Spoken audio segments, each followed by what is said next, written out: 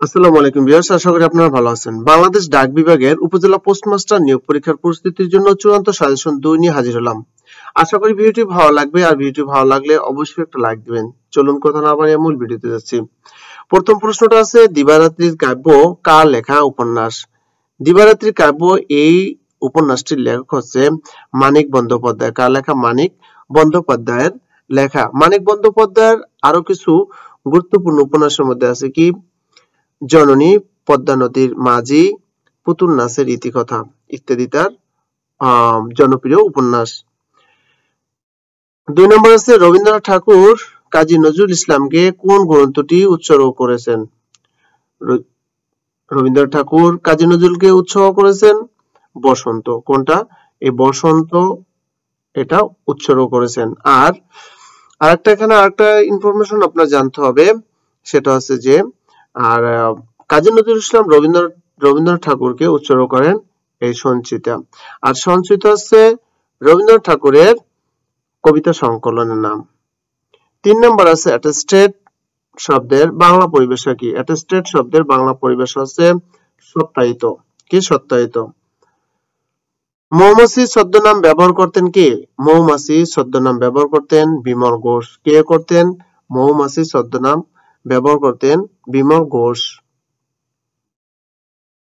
গবাক্ষ শব্দের সন্ধিবিচ্ছেদ কি? গবাক্ষ শব্দের সন্ধিবিচ্ছেদ আছে গোযোগ অক্ষ গবাক্ষ। গোযোগ অক্ষ গবাক্ষ। 6 নম্বর আছে, বুলবুলিতে ধান খেয়েছে, খাজনা দেব কিসে? এখানে বুলবুলিতে, এই বুলবুলিতে নিচে আন্ডারলাইন। ঠিক আছে, তাহলে বুলবুলিতে কি অর্থাৎ ধান খাওয়ার কাজটা করেছে কি? বুলবুলিতে যে করে কাজটা সে হচ্ছে কর্তা না, তাহলে কি কর্তৃকারকে সপ্তমী বিভক্তি। মৃত্তিকা দিয়ে তৈরি কথাটি সংকোচন করলে হবে কি? মৃন্ময়। কি হবে? মৃন্ময় হবে। মৌলিক শব্দ কোনটি? অর্থাৎ যে শব্দকে ভাঙলে কোনো আলাদা কোনো শব্দ পাওয়া যায় না, অর্থবোধক শব্দ পাওয়া যায় না, সেটা হচ্ছে মৌলিক। তাহলে গোলাপ হচ্ছে এখানে মৌলিক শব্দ। বাংলা ভাষা ও সাহিত্যের প্রাচীনতম নিদর্শন কোনটি? চর্যাপদ যদি থাকে চর্যাপদ দিবেন, বা চর্যাপদের আছে কি? এই যে চর্যাচর্য বিনিশ্চয়। জমের অরুচি বাগদাটির অর্থ কি? জমের অরুচি বাগদাটির অর্থ হচ্ছে যে সহজে মরে না। কি? যে সহজে মরে না, সেটা হচ্ছে জমের অরুচি। প্রমোদ চৌধুরীর সনেট 50 কোন ধরনের গ্রন্থ? 11 নম্বরে সঠিক উত্তর হবে গ নাম্বারটা, অর্থাৎ কাব্যগ্রন্থ। প্রাতরাশ শব্দের সঠিক সন্ধিবিচ্ছেদ কোনটি? প্রাতরাশ শব্দের সঠিক সন্ধিবিচ্ছেদ আছে প্রাত বিসর্গ যোগ আস প্রাতরাশ। প্রাত বিসর্গ যোগ আস প্রাতরাশ। তন্নি এর সন্ধিবিচ্ছেদ কোনটি? তন্নি এর সন্ধিবিচ্ছেদ আছে তনুযোগ দীর্ঘই তন্নি। তনুযোগ দীর্ঘই তন্নি। নিচের কোন বানানটি সঠিক? নিচের কোন বানানটি সঠিক? 14 নম্বর সঠিক উত্তর হবে বাল্মীকি। বয়াকার লয়মা দীর্ঘি পয়রস্যি। আরাকান রাজসভার শ্রেষ্ঠ বাঙালি কবি কে? আরাকান রাজসভার শ্রেষ্ঠ বাঙালি কবি আছে কবি আলোয়াল। কে? কবি আলোয়াল। My uncle arrived while I dash the dinner. while যদি থাকে তার while এর পরে এক কথা বুঝবেন, এটা চলমান। হ্যাঁ, while আর while এর পরে যদি সাবজেক্ট থাকে এটা সাধারণত কি past continuous tense হয়। তাহলে কি হবে? while I was cooking. while I was cooking. He takes a lot of interest game. interest এর পরে প্রিপোজিশন ইন বসবে। ইন্টারেস্ট ইন মানে কি আগ্রহী বা আগ্রহ, হ্যাঁ, এটা বোঝায়। Noun of the word beautiful. Beautiful এর নাউন হচ্ছে কি? বিউটিফুল এর নাউন হবে beauty. In summer morning I saw the thick clouds move here and there in sky. এখানে দেখেন, এখানে এই যে স আছে ভার্ব কি? এটা কি ভার্বের দ্বিতীয় রূপ। পরবর্তীতে আপনার একটা ভার্ব আনলে অবশ্যই এটার সাথে আইএনজি যোগ করে দিতে হবে। কি? আইএনজি যোগ করে দিতে হবে। বিষয়টা বোঝা যায়? তাহলে কি হবে? মুভিং। কি হবে? মুভিং হবে। এটা হবে মুভিং। 19 নম্বরের সঠিক উত্তরটা কি হবে তাহলে? ডি নাম্বারটা। 20 নম্বর আছে one who is specialist in heart disease. যে আপনার হার্ট অর্থাৎ হৃদযন্ত্র সম্পর্কে যে বিশেষজ্ঞ তাকে বলা হয় কি? কার্ডিওলজিস্ট। কি বলে? কার্ডিওলজিস্ট। আর নিউরোলজিস্ট হচ্ছে কি যে স্নায়ু বিশেষজ্ঞ। আর এখানে হচ্ছে নেফ্রোলজিস্ট, নেফ্রোলজিস্ট হচ্ছে কিডনি রোগ বিশেষজ্ঞ হচ্ছে কি nephrologist. What is the passive form of Asif fans himself? Asif fan himself, এখানে সঠিক উত্তরটা কি হবে? এখানে Asif is fanned by himself.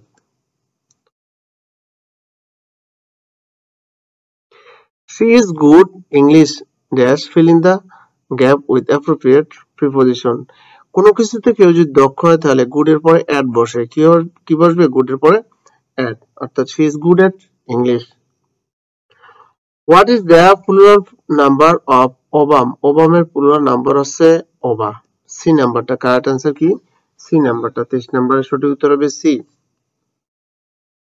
Which one is correct? Which one is correct? এখানে 24 নম্বরে কারেক্ট কি হবে? কারেক্ট হবে A নাম্বারটা, কারণ কি আমরা জানি অন অফ এর পরে, হ্যাঁ সরি এখানে অফ হবে, টাইপিং মিস্টেক, হ্যাঁ। One of my friends is a teacher. One of এর পরে নাউন হবে আপনার প্লুরাল আর ভার্ব হবে সিঙ্গুলার, ঠিক আছে? এই সূত্র অনুযায়ী আপনার এখানে এ নাম্বারটাই কি?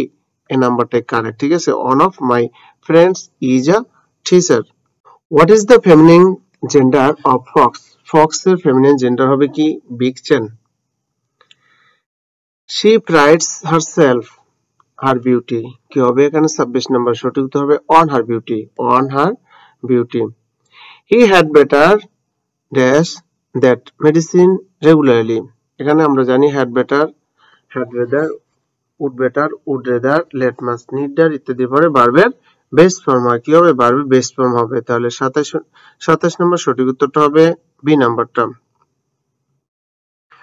What is the verb of the word fresh? Fresh এর verb হবে কি? freshen. The word succumb means submit. The passive form of don't waste your time. এখানে এটা প্রেজেন্ট টেন্সে আছে, তাই না? don't waste your time, তাহলে কি হবে দেখেন, এটাকে যদি আমরা প্যাসিভ করি তাহলে এটা ইম্পারেটিভ সেন্টেন্স, তাই না? তাহলে কোনটা আসবে দেখেন 30 নম্বরে সঠিক উত্তর আছে তাহলে ডি নাম্বারটা কি? let not your time be wasted, let not your time be wasted, ঠিক আছে? ইরানের অন্তর্বর্তীকালীন প্রেসিডেন্টের নাম কি? ইরানের অন্তর্বর্তীকালীন প্রেসিডেন্টের নাম আছে মুখবার। কি? মুখবার। তিনি ভাইস প্রেসিডেন্ট ছিলেন। সম্প্রতি হেলিকপ্টার দুর্ঘটনায় ইরানের প্রেসিডেন্ট মোহাম্মদ রাইসি ইন্তেকাল করায় অন্তর্বর্তীকালীন প্রেসিডেন্ট হিসেবে যার নাম তিনি আছেন মুখবার। খুবই গুরুত্বপূর্ণ, ঠিক আছে? কবে ইরানের প্রেসিডেন্ট মোহাম্মদ রাইসি হেলিকপ্টার দুর্ঘটনায় মারা যান? তিনি মারা যান রবিবার, অর্থাৎ গতকালকে 19 মে 2024 আজারবাইজানে একটা প্রকল্প উদ্বোধন করে ফেরার পথে। সাবাস বাংলাদেশ ভাস্কর্যের স্থপতি কে? নিতুন কুন্ডম। সাবাস বাংলাদেশ ভাস্কর্যের স্থপতি হচ্ছে কে? নিতুন কুন্ডম। বাংলাদেশ মিয়ানমারকে বিভক্তকারী নদী কোনটি? বাংলাদেশ মিয়ানমারকে বিভক্তকারী নদীর নাম আছে নাফ নদী। কি? নাফ নদী। নাফ নদীর দৈর্ঘ্য আছে 56 কিলোমিটার। কত? 56 কিলোমিটার, ঠিক আছে? নাফ নদীর দৈর্ঘ্য। তারপরে 35 নম্বর আছে বাংলাদেশের প্রথম টেস্ট ক্রিকেট দলের অধিনায়ক কে? নাইমুর রহমান দুর্জয়। নাইমুর রহমান দুর্জয়। মালদ্বীপের নতুন প্রেসিডেন্টের নাম কি? মোহাম্মদ মুইজ্জু। মোহাম্মদ মুইজ্জু। ওয়ানকালা উৎসব কাদের? ওয়ানকালা উৎসব হচ্ছে গারোদের। কাদের? ওয়ানকালা উৎসব গারোদের। 2010 সালে সর্বপ্রথম কোন দেশে আরব বসন্ত শুরু হয়? তিউনিসিয়ায়। তিউনিসিয়ায় 2010 সালে সর্বপ্রথম আরব বসন্ত শুরু হয়। জাতিসংঘের নিরাপত্তা পরিষদের সভাপতিত্বের মেয়াদ কত? 1 মাস।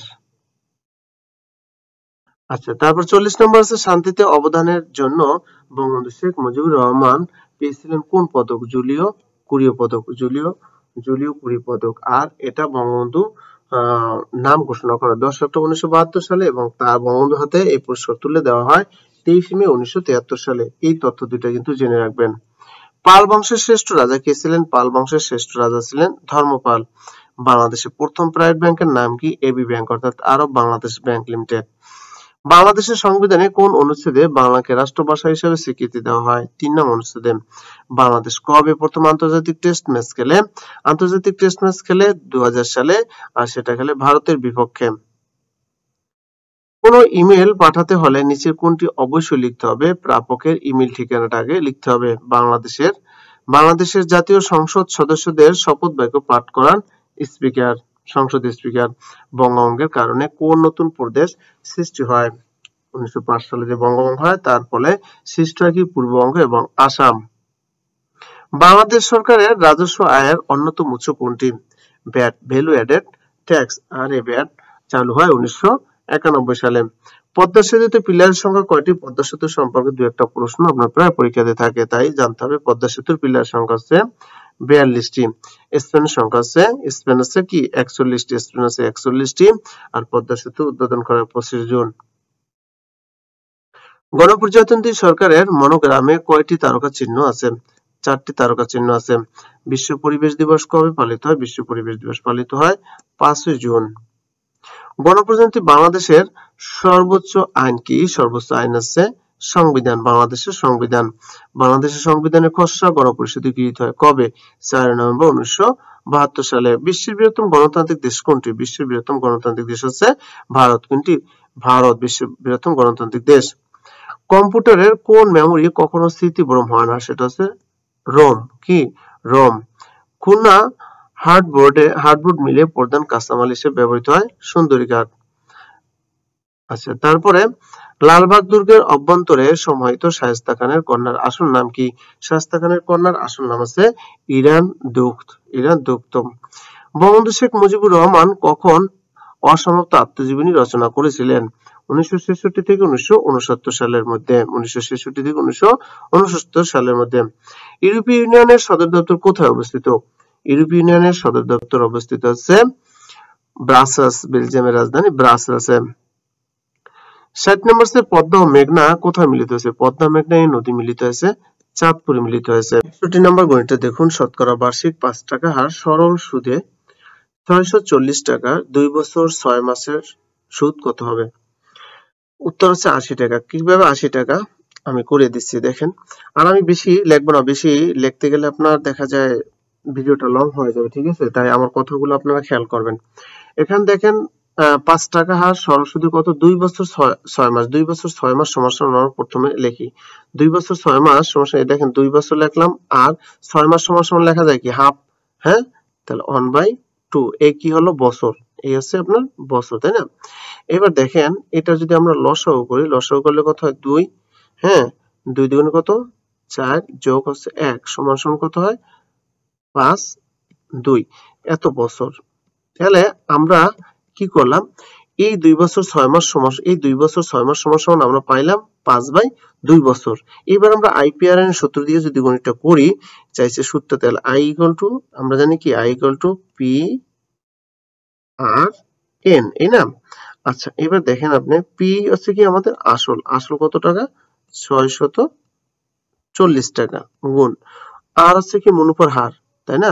মুনাফার হার হলো 5 টাকা, তাই 5 বাই আমরা লিখবো 100 টাকা, 5/100। ওকে, এবার n সময় কত? সময় আছে 5/2। এবার আমি এটা দ্বারা কাটি, 5 করি কত? 100, 5 করি 100। আচ্ছা, তারপর এটা কাটা যাবে কত? দেখেন 4 5 হচ্ছে 20, ঠিক আছে? 2 দ্বারা এটা যদি আমরা কাটি তাহলে কত হয় দেখেন? 32 গুণ কত? 64, 320। 4 দ্বারা যদি কাটি 4 এটা 32, কত? 4 এটা 32, শূন্য থাকে একটা, তাহলে কত পেলাম? 80। তাহলে আমাদের সরল মুনাফা কত হলো? 80। তাহলে 80 টাকা। এই হচ্ছে আপনার উত্তর, ঠিক আছে? 62 নম্বর গণিতটা বলা আছে কোন লঘিষ্ঠ সংখ্যাকে 12 এবং 16 দ্বারা ভাগ করলে অবশিষ্ট হবে যথাক্রমে 5 ও 9। এই গণিতটা যদি আমরা করি তাহলে দেখেন যে কত থাকবে? আমরা তাহলে 12 থেকে যথাক্রমে বলছে না, তাহলে আমরা 12 থেকে বিয়োগ দিলাম 5, কত থাকে? 7। আবার এই 16 থেকে আমরা বিয়োগ দেব 9, তাহলে কত? এখানে থাকে 7, তাই না? এবার আমরা এই দুইটা লসাগু করি, 12 আর কত? 16।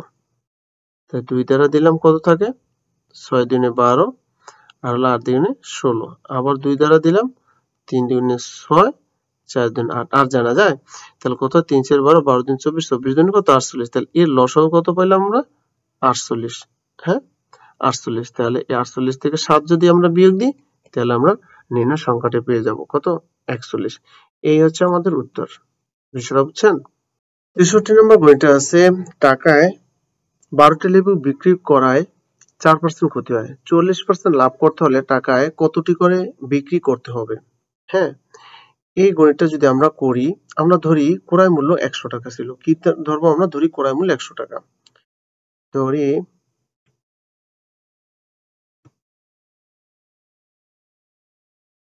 ধরি ক্রয় মূল্য 100 টাকা আচ্ছা ধরি ক্রয় মূল্য 100 টাকা তাহলে 4% ক্ষতিতে বিক্রয় মূল্য কত হবে তাহলে 4% ক্ষতিতে আমরা বিক্রয় মূল্য দিতে পারি 4% ক্ষতিতে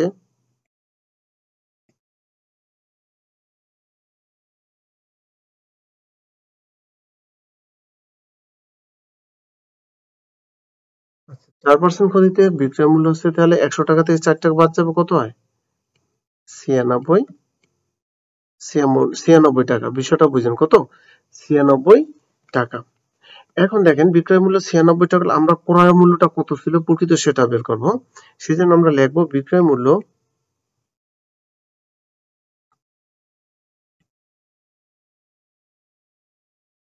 আচ্ছা বিক্রয় মূল্য 96 টাকা হলে কি 4% ক্ষতিতে ঠিক আছে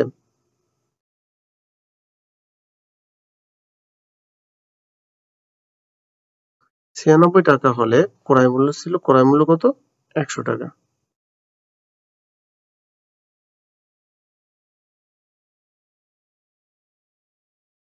ক্রয় মূল্য 100 টাকা ঠিক আছে অতএব বিক্রয় মূল্য 1 টাকা হলে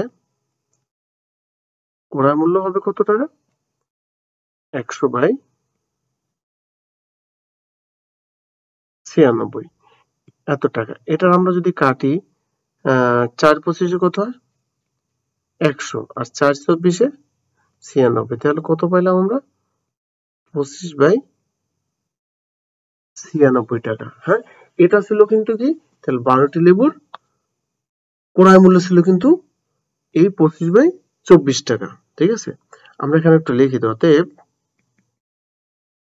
12টি লেবুর তাহলে আপনার বুঝতে একটু সুবিধা হবে ঠিক আছে অতএব 12টি লেবুর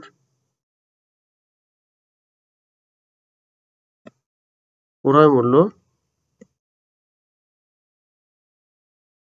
12টি লেবুর ক্রয় মূল্য কত টাকা 25/24 টাকা এবার দেখেন এবার কিন্তু সহজ আমরা এর উপরে যদি 40% আমরা অ্যাড করে দিই 40% লাভ তাহলে কিন্তু আমাদের অঙ্কটা প্রায় হয়ে যায় ঠিক আছে এইবার আমরা লিখব কি 40% লাভে কত বিক্রয় মূল্য হয় তাই না তো 40% লাভে বিক্রয় মূল্য কত হবে দেখেন 40% লাভে 44% লাভে বিক্রয় মূল্য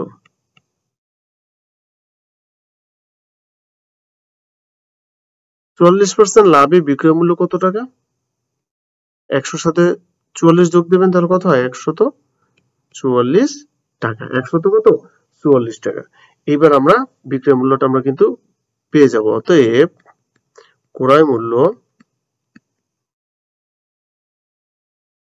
100 টাকা হলে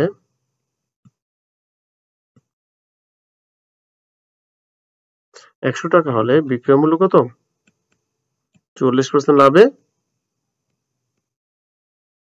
বিক্রয় মূল্য হচ্ছে 144 টাকা 144 টাকা অতএব ক্রয় মূল্য আচ্ছা ক্রয় মূল্য কত টাকা যদি 1 টাকা হয় আমরা ডাইরেক্ট এটা লিখে গেলাম 1 টাকা দিয়ে আপনারা জানেন কিভাবে হয় ঠিক আছে আচ্ছা এত টাকা হলে বিক্রয় মূল্য কত হবে তাহলে বিক্রয় মূল্য হবে তখন 144 গুণ কত টাকা 25/24 আর এখানে এই 100 যাবে নিচে, তাই না? 100, এই তো নাকি?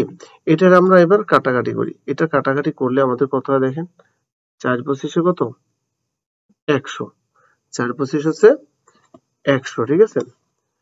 আচ্ছা, এবার যদি আমরা এটার কাটি তাহলে কত হয় দেখেন, আচ্ছা 2 দ্বারা যদি 3 4 12, 3 4 কত, 12, তাহলে 24, 4 24, তাহলে 36 না? আচ্ছা 36 যদি আমরা কাটি, এটা দেখেন, এটা আমরা 2 দ্বারা কাটতে পারি, 12 2 24, 3 12 36, তাহলে আমাদের রইল কত, 3/2 টাকা। তাহলে বিক্রয় মূল্য কত হবে? হ্যাঁ, বিক্রয় মূল্য হচ্ছে এত টাকা। এখন দেখেন আমরা এখানে আমরা লিখবো যে এত টাকায় বিক্রি করতে হবে,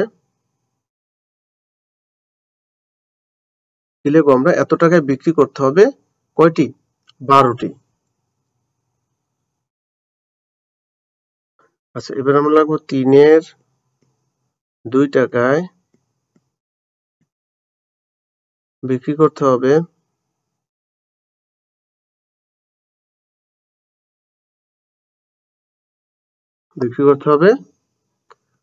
12টি, যদি আমরা 40% লাভ করতে চাই। অতএব বলছে টাকায়, অতএব 1 টাকায় বিক্রি করতে হবে কতটি সেটা দেখবো আমরা। এটাকে বিক্রি করতে হবে তাহলে কত দেখেন, 12 গুণন উপরে যাবে 2, নিচে হলো 3, 3 4 12, তার 4 দিন কত, 8, 4 দিন তাহলে কত, 8, 8টি। এই হচ্ছে আপনার উত্তর। তাহলে আমরা যদি টাকায় কয়টা, 8টা করে বিক্রি করি তাহলে আমাদের 44% লাভ হবে। আশা করি বুঝছেন। 64 নম্বর গুণটি দেখুন, বলা আছে কি, একটি শ্রেণীতে যতজন ছাত্রছাত্রী আছে তাদের প্রত্যেককে তত পয়সার চেয়ে আরো 25 পয়সা বেশি করে, বেশি করে চাঁদা দেওয়ায় মোট 75 টাকা উঠলো। ওই শ্রেণীর ছাত্রছাত্রীর সংখ্যা কত? ওই শ্রেণীর ছাত্রছাত্রীর সংখ্যা কত? আমরা এখানে ধরে নিই ছাত্রছাত্রীর সংখ্যা আছে কতজন, একজন। ধরি ছাত্রছাত্রীর সংখ্যা,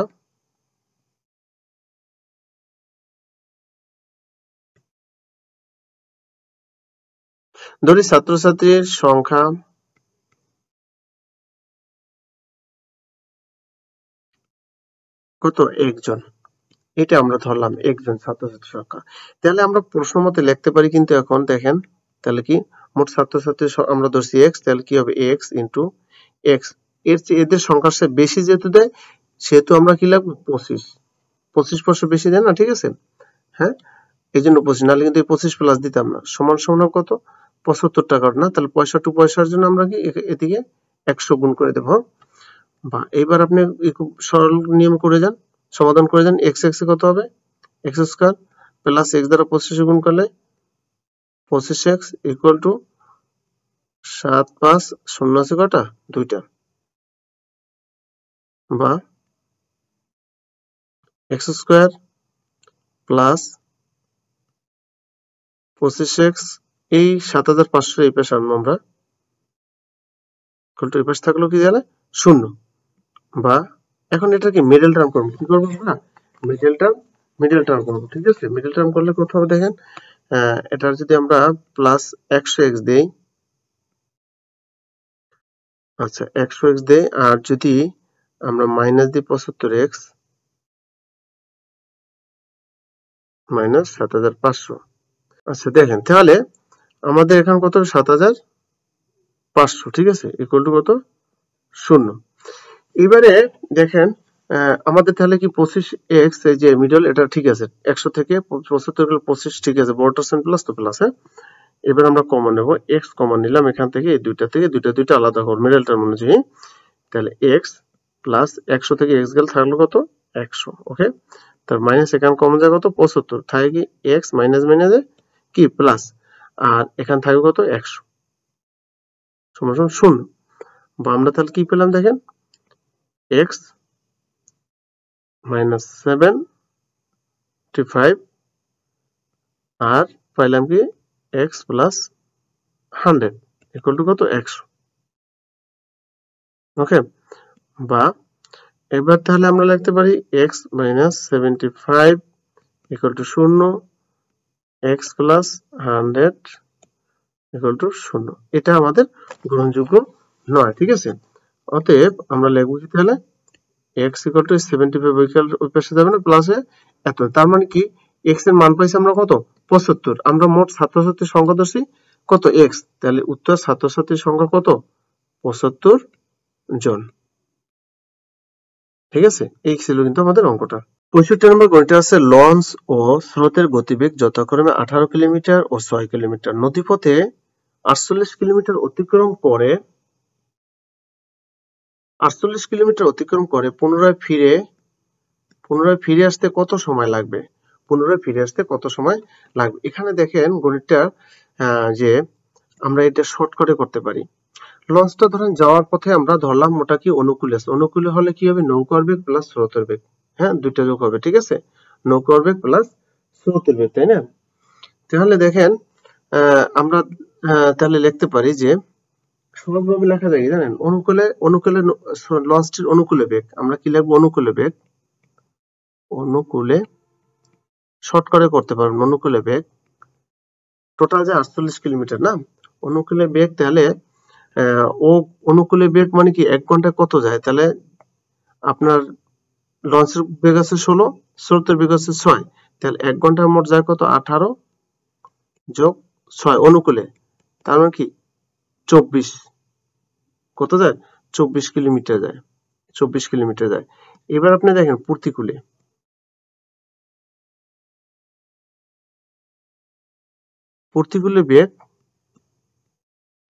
বেগ মানে কি, নৌকার বেগ এর থেকে স্রোতের বেগ বাদ যাবে, সেটাই তো প্রতিকূলে, তাই না? তাহলে 18 বিয়োগ দেবেন 6, কত হলো 12, কত 12। এইবার আপনি দেখেন তাহলে যাইতে ওর সময় লাগবে ঘন্টা, ও 1 ঘন্টা যায় 24, তাহলে যাওয়ার সময় ওর সময় লাগবে কত, অনুকূলে যাওয়ার সময় 48 কিলোমিটার যেতে ওর সময় লাগবে কত, 2 ঘন্টা। দেখেন 2 ঘন্টা। বিষয়টা আবার একটু বোঝেন, হ্যাঁ আপনি শর্টকাটে কেমনে করবেন আমি সেটাই শুধু শিখেছি। অনুকূলে ওর যাওয়ার সময় লাগবে কত, টোটাল পথ হলো 48 কিলোমিটার, তার মানে কি ও বেগ মানে কি ওর ঘন্টায় যায়, অনুকূলে ঘন্টায় যায় 24 কিলোমিটার, তাই 48 কিলোমিটার যেতে ওর সময় লাগবে কত, 2 ঘন্টা। বিষয়টা বুঝছেন? এইবার আসেন প্রতিকূলে ওর বেগ কত, প্রতিকূলে ওর বেগ হচ্ছে 12, কারণ কি নৌকার গতিবেগ থেকে স্রোতের বেগ যায় থাকে কত, 12, তার মানে আসার সময় ওই ঘন্টায় কত, 12 কিলোমিটার বেগে চলে। তাহলে আপনার 48 কিলোমিটার জায়গা আর আসতে কত লাগবে, 4 × 48, তাহলে 4 ঘন্টা। বিষয়টা বুঝছেন? কত, 4 ঘন্টা, দুইটা যোগ করে দেন কত হয়, 6 ঘন্টা। বিষয়টা বুঝছেন? তার মানে যাওয়ার সময় ওর লাগবে 2 ঘন্টা, আসার সময় ওর সময় লাগবে 4 ঘন্টা, টোটাল ওর সময় লাগবে 4 আর 2 6 ঘন্টা। আশা করি বুঝছেন। এইটাই কিন্তু হচ্ছে আপনার উত্তর। ওকে, এই গণিতটা দেখুন 66 নম্বরে, ক একটি কাজ 6 দিন করতে পারে, খ একই কাজের অর্ধেক 6 দিনে করতে পারে, তারা একত্রে কাজটি কতদিন শেষ করতে পারে। এখানে একটা বিষয় বোঝেন, দেখেন ক এর সময় লাগে, ক 6 দিনে করে একটি কাজ, তাহলে কি ক লেখাই আছে, ক 6 দিনে করে,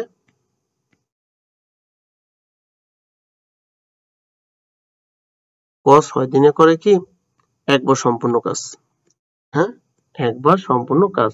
তাহলে ক একদিনে করবে কতটুকু কাজ, দেখেন ক একদিনে করবে 1/6 অংশ কাজ, 1/6 অংশ কাজ।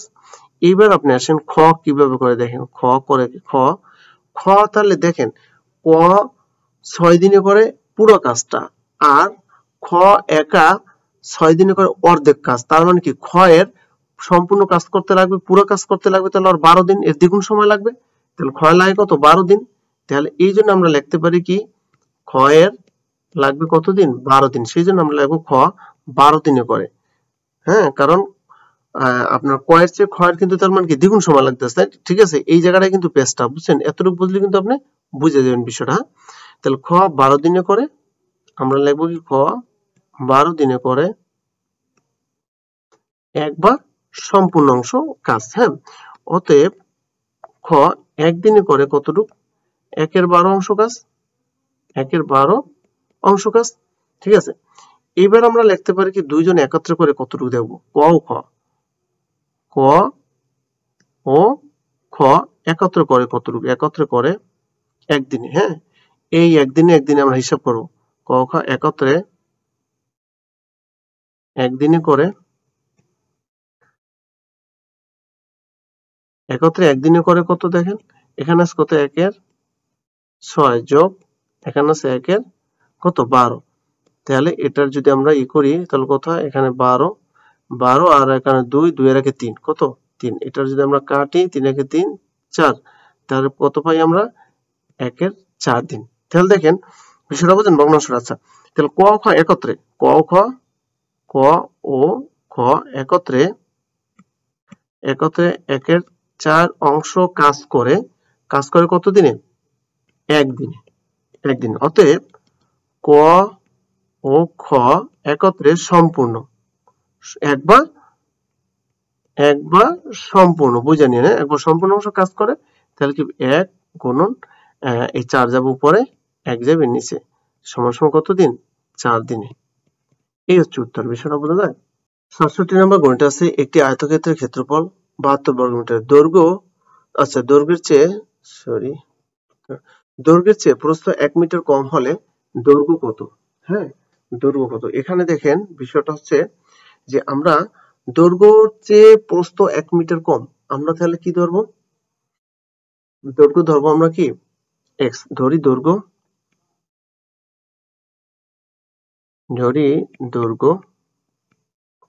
হচ্ছে x, ঠিক আছে। তাহলে প্রস্থ কত হবে, দেখেন প্রস্থ হবে কি আপনার 1 কম হবে, তাহলে x মাইনাস 1, এভাবে আমরা লিখতে পারি না। অতএব ক্ষেত্রফল তাহলে কত হবে দেখেন, অতএব ক্ষেত্রফল বা প্রশ্ন মতে আমরা ডাইরেক্ট লিখতে পারি কি, প্রশ্ন মতে লিখে দিই। দেখেন প্রশ্ন মতে কি, তার মানে এটা ক্ষেত্রফল সূত্র কি হবে দেখেন, দৈর্ঘ্য প্রস্থ, তাহলে x ইনটু x মাইনাস 1। হ্যাঁ, এটা সমান কত হবে, ক্ষেত্রফল এই ক্ষেত্রফল না, এই ক্ষেত্রফল সমান এই ক্ষেত্রফল, তাহলে কত 72 বা x স্কয়ার মাইনাস x দ্বারা আমরা গুণ করব কত 72 বা x স্কয়ার মাইনাস x, এই 72 এই পাশে আনলে কি মাইনাস হবে 72 ইকুয়াল টু 0, ইকুয়াল টু কি 0, ঠিক আছে। এইবারে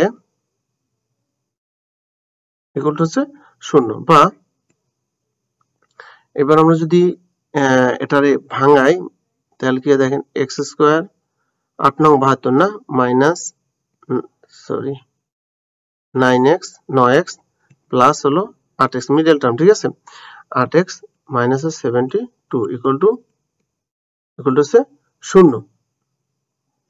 এবার দেখেন x কমন যায়, x কমন নিলাম, থাকলো কি x মাইনাস 9 প্লাস এখানে কি কমন যায় 8 কমন যায়, থাকে কি x প্লাস মাইনাস মাইনাস 8 নং 72 সমান x, বা তাহলে কি পাইলাম আমরা x মাইনাস 9 আর একটা পাইলাম x প্লাস 8 সমান 0। এবার দেখেন, হ্যাঁ এবার আমরা x, এটা আমাদের গ্রহণযোগ্য না, আমরা স্বভাবই ডাইরেক্ট আমরা x মাইনাস 9 ইকুয়াল টু 0 বা x ইকুয়াল টু কত 9। তাহলে দৈর্ঘ্য কত, দৈর্ঘ্য আমরা ধরছিলাম x, তাহলে দৈর্ঘ্য কত এখানে দেখেন 9, উত্তর দৈর্ঘ্য কত 9, এই হচ্ছে অ্যান্সার। এই একটা দেখেন কি আছে, twice x minus 2/x equal to 3 হলে 8 into x cube minus 1/x কিউবের মান কত। হ্যাঁ, এই গণিতটা আমরা শর্টকাটে করি। দেখেন প্রথম কি আছে 8, টু লিখি 8 x cube minus 1/x cube, না এটার আমরা যদি গুণ করে দিই তাহলে কি হয় দেখেন 8x cube minus 8/x cube, এটার যদি আমরা কি 2 এর উপর কিউব দিলে 8 হয়, তাহলে আমরা লিখতে পারি কি এভাবে সাজাইতে পারি মাইনাস 2/x কিউব। হ্যাঁ, তাহলে একক মাইনাস বি কিউবের মান নির্ণয়ের সূত্রটা কি হবে, a minus b whole cube plus thrice a b into a minus b। এবার দেখেন এই x এ কাটা যায়, এখানে আপনার এটার মান দাস কত 3, আমরা লিখতে পারি এখানে 3 এর উপর এখানে কিউব আছে, কিউব দিলাম প্লাস এখান থেকে কত দেখেন 3 3 6, আচ্ছা একটু বসে দিই 3 গুণন 2 গুণন 2 গুণ এটার মান আছে আবার 3, তাই না। আচ্ছা তাহলে এখানে 3 এর উপর যখন আমরা কিউব দিলাম কত হলো 27, প্লাস 3 দুগুণে 6, 6 3 12, 3 12 কত 36। আচ্ছা তাহলে এখানে 6 7 13, 13 3 আর থাকে 1, 3 3 6, 63। এই তো অ্যান্সার, তাই না? 69 নম্বর একটা মিডল টার্ম আছে, কি আছে, x² + 13x + 36। এর আগে আমি দুইটা মিডল টার্ম নিয়ে দেখা যায় ওই গণিতের ভিতরে করাইছি, আশা করি বুঝছেন। তারপর একটু করাই দিই, কি আছে দেখেন, x² + 13x + 36, 36 সরি, কত 36, ওকে। আচ্ছা এরপরে এই মিডল টার্ম আমরা যদি করি, দেখেন এখানে 13, হ্যাঁ, এখন 36 কত হয় দেখেন, 3 12 36, হ্যাঁ, আর কি 4 নং 36। তা 4 নং 36 যদি আমরা নিই তাহলে 9 এর সাইডে 13 হয়, তাহলে মিলে, তাই না? তাহলে আমরা লিখবো x² minus plus 9x plus 4x, তার 9 এর সাইড কত 13 হয়েছে না, প্লাস 36। এভাবে আপনি মিডল টার্ম কিন্তু সাজাইবেন। এখন এই দুটো আমরা এই করি, x একটা কমন নিই, থাকে কত x প্লাস 9x থেকে x গেল, থাকে কি 9 প্লাস 4 কমন যায়, থাকে কি x প্লাস প্লাস প্লাস 4 নং 36। তাহলে কি পেলাম আমরা, x প্লাস 9, এই পেলাম দুটা থেকে একটা, আর বাকি থাকে কি x প্লাস 4। এই হচ্ছে অ্যান্সার, ওকে। 70 নম্বর গণিতে আছে কি 14 জন লোক একটি কাজ 15 দিনে করতে পারে, ওই কাজটি 10 দিনে করতে হলে কতজন লোক নিয়োগ করতে হবে। হ্যাঁ, এখানে আমাদের চাইছে কি লোক চাইছে, কি লোক চাইছে, তাহলে আমরা লোক দেব শেষে। আমরা লিখবো কি 15 দিনে পারে 14 জন লোকে, 15 দিনে পারে,